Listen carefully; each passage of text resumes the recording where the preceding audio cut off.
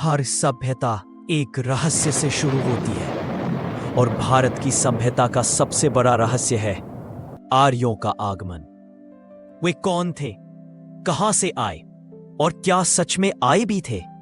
हजारों साल से एक सवाल इतिहास को झकझोरता रहा है। क्या आर्य इस भूमि के बाहर से आए या वे यहीं की मिट्टी में पले बड़े थे?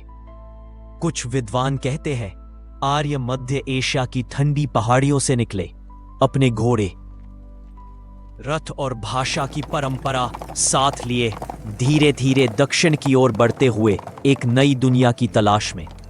कहानी कहती है लगभग 1500 वर्ष ईसा पूर्व यह समुदाय बर्फीले पहाड़ों को पीछे छोड़कर उस धरती की ओर चला जहां नदियां सुनहरी थीं, जमीन उपजाऊ थी और भविष्य अनजाना।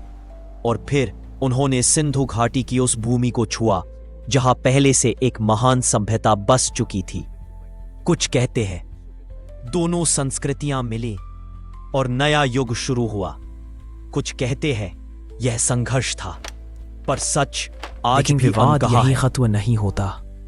आज भी डीएनए खोजें, पुरातत्व की खुदाई और विद्वानों की बहस एक नई कहानी कहने की कोशिश कर रही हैं, पर निष्कर्ष अब भी स्पष्ट नहीं।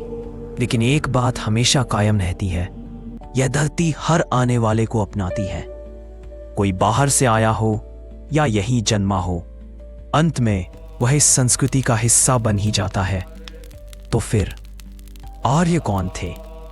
यात्री, विजेता या बस इतिहास की एक कहानी जिसे बार बार दोहराया गया?